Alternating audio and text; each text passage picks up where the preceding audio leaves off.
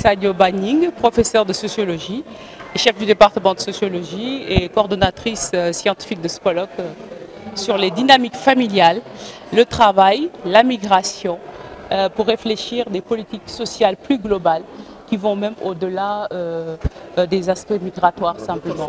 Ce qu'il faut comprendre à travers ce thème, c'est l'urgence, mais aussi la nécessité de réfléchir des politiques globales, inclusives, qui prennent en compte les inégalités hommes-femmes, mais aussi qui prennent en compte les inégalités territoriales, en pensant que le problème du travail est lié au problème de la migration, mais qui est aussi lié et entretenu par les dynamiques familiales. C'est-à-dire que la famille change aujourd'hui et c'est au cœur de cette cellule de société initiale que tous ces changements s'opèrent, autant sur les mobilités, autant sur le travail, et que si on veut des politiques publiques durables, si on veut des politiques publiques inclusives, si on veut des politiques publiques qui permettent aujourd'hui de prendre en compte le changement de l'Afrique, mais aussi ses transformations, il faut réfléchir toutes ces sphères en symbiose, en synergie, de manière à considérer ces interrelations. Le constat est qu'il y avait un quitus. Il n'y avait pas de quitus des parents. Aujourd'hui, ce sont les parents même qui financent.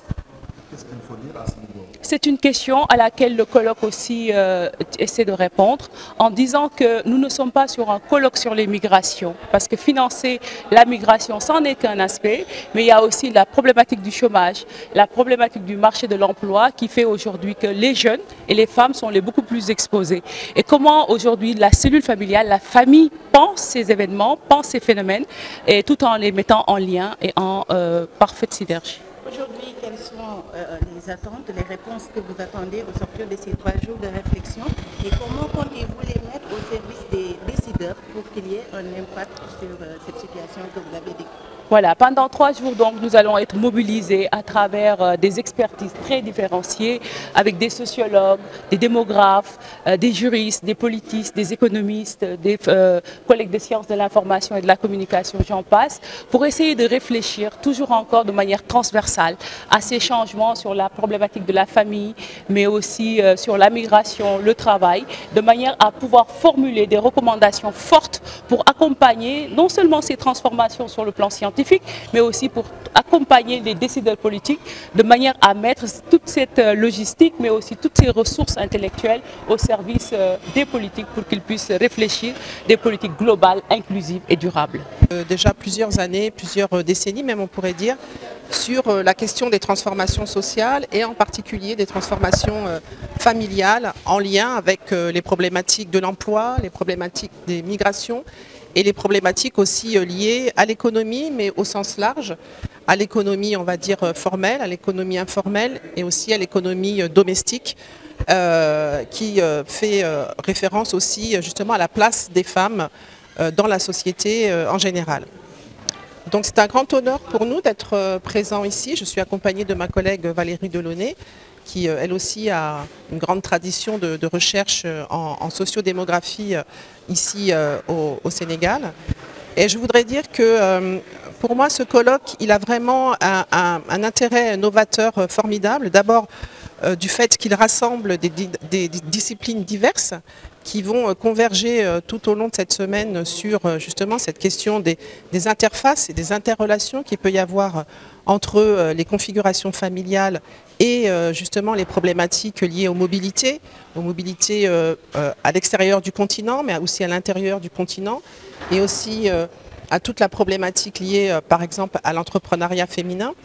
Donc c'est un colloque qui est important et qui est, il faut le souligner aussi, novateur dans le sens où il va mobiliser des sciences sociales qui vont dépasser le simple constat chiffré, puisqu'on sait très bien que les politiques publiques ont tendance parfois à ne se focaliser que sur la mesure des phénomènes, sur les résultats chiffrés. Et là, ici, il s'agit aussi d'interroger les disciplines qui vont rendre compte au plus près des réalités locales, au plus près des réalités sociales, la question des vécus, la question du sens que les populations elles-mêmes donnent à leurs pratiques dans tous ces domaines, dans tous ces champs disciplinaires.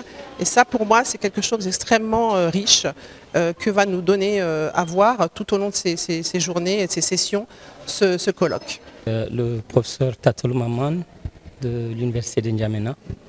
J'ai eu l'honneur de prendre part à ce colloque organisé par mes collègues de l'Université Gaston Berger de Saint-Louis. Et il est important de mettre une synergie d'action autour des questions sociétales, et notamment la question qui touche à la dynamique migratoire, qui touche à nos familles, qui touche au travail.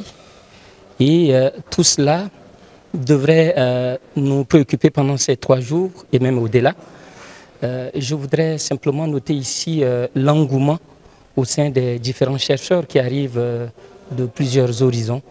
Et donc, ce questionnement va nous permettre de donner des propositions de réponse en termes de recommandations pour que la question migratoire, surtout au sein des familles et en termes d'employabilité, trouve des solutions. Vous pensez aujourd'hui qu'il faut une synergie d'action? Il y a beaucoup de pays qui sont là. Il faut une vision commune pour lutter contre l'immigration clandestine, peut-être? Vous l'avez dit, et c'est juste d'ailleurs, il faut une synergie d'action. Il faut fédérer les réflexions pour prendre une question, l'aborder avec plusieurs disciplines, avec plusieurs regards différents et aller vers des propositions qui soient plus consensuelles et qui éviteraient les inégalités, surtout. C'est dans ce sens-là que ce colloque a tout son sens. En créant une synergie, en réfléchissant, même si on n'est pas du même point de vue, il faudrait s'asseoir et réfléchir sur des questions sensibles et difficiles. La question de la famille par rapport à la migration, il faut l'aborder. L'économie par rapport à l'emploi. Les emplois qui sont informels. Ces emplois qui sont quelquefois sous-cotés, sous-payés, mal payés, il faudrait en parler. Et il faudrait réfléchir de façon à trouver des réponses, des propositions de réponse pour nos sociétés. Voilà un peu le sens juste de ce colloque. Professeur Ibrahima Bao, je suis donc directeur du laboratoire IRIC. Bon, donc en collaboration avec 2 autres laboratoires, c'est le laboratoire pour l'étude des urgences, des innovations et des mécanismes de changement social. Et puis avec le laboratoire GERM, dirigé par le professeur Ali Tania, genre, environnement, religion, immigration, et le laboratoire GEST, dirigé aujourd'hui par le professeur Sadio Bening, laboratoire genre et société. En fait, ces 3 laboratoires, au départ, ont créé l'interlaboratoire. Aujourd'hui, on est rejoint par d'autres laboratoires de l'Université Gaston Berger, des universités du Sénégal, de France, dont l'IRD qui est là, qui nous soutient et qui participe à nos activités, la Fondation Hendrik Bol, les universités, par exemple le vice-recteur du Tchad est là. Et donc, ces 3 laboratoires-là créent un certain nombre d'activités pour la formation des étudiants, pour la recherche. Ce colloque en est un. Qui est très important parce que c'est sur les dynamiques familiales, migratoires et professionnelles. Nous savons tous qu'aujourd'hui, nos familles se transforment. Aujourd'hui, et puis en fait, il y a une pression sociale qui s'exerce sur les familles, sur les enfants. D'ailleurs, c'est ce que vous disiez tout à l'heure en demandant pourquoi les parents soutiennent les enfants. Parce que c'est la pression sociale, parce qu'aujourd'hui, au Sénégal, la notion de tekki est très importante. Ce qui fait que tekki, ça veut dire réussir. Socialement, économiquement, avoir de l'intérêt pour sa famille et pour la société. Ce qui fait que cette idéologie-là s'impose à nous. Et en plus, la société sénégalaise est soumise à 5 types idéaux de gains financiers rapides. Le sportif, le musicien, le politique, le marabout et l'émigré. Les 4 premières formes de type idéaux, ces activités-là demandent de la socialisation, de l'apprentissage, etc. Donc un savoir technique à acquérir. Par contre, l'immigration, ça demande des moyens et le courage de l'affronter, surtout la forme que ça prend aujourd'hui. Et donc ce colloque-là est l'occasion de questionner ces différentes transformations familiales, ces différentes le marché du travail, avec un chômage massif, des emplois sous-rémunérés, etc. Tout ça fait qu'aujourd'hui, c'est une réflexion des scientifiques, du social et de l'humain, et même pourrait être une source de revitalisation pour les politiques publiques. Ali Tandjan, sociologue, Université Gaston Berger de Saint-Louis, président du conseil scientifique de cette rencontre. Aujourd'hui, nous mobilisons une question qui fait actualité nous parlerons des migrations, mais bien également de la famille et du travail. Je pense que c'est une opportunité pour nous de re-questionner ces thématiques, peu prises en compte dans nos politiques publiques, et nous pensons que cette rencontre d'aujourd'hui est une opportunité pour déconstruire les idées reçues que nous avons sur les migrations, mais également apporter des réponses qui, nous espérons bien, vont aider en termes d'élaboration de politiques publiques. Alors, comme il a été constaté au cours de ces dernières années, nous sommes dans des moments de difficulté, dans des moments de doute, mais heureusement des moments de questionnement. Alors c'est pour cette raison que nous avons mobilisé des chercheurs qui nous viennent de la France, du Canada, mais également des chercheurs qui nous viennent d'Afrique, en l'occurrence le Tchad et bien d'autres pays. Alors nous avons mis en place un réseau, et ce réseau aujourd'hui est au centre de cette rencontre, et nous pensons pouvoir mobiliser des réponses qui seront utiles. Alors pourquoi? Parce que nous sommes dans des productions scientifiques qui souhaitent apporter des réponses, et des bonnes réponses qu'il faut, d'autant plus qu'aujourd'hui, comme vous le savez, la question des migrations est une préoccupation fondamentale. Mais attention, nous, dans le cadre de cette rencontre, nous interrogeons les migrations à partir de l'Afrique, mais également les migrations vers l'Afrique. Parce qu'il me semble que cette question n'est pas assez souvent prise en compte.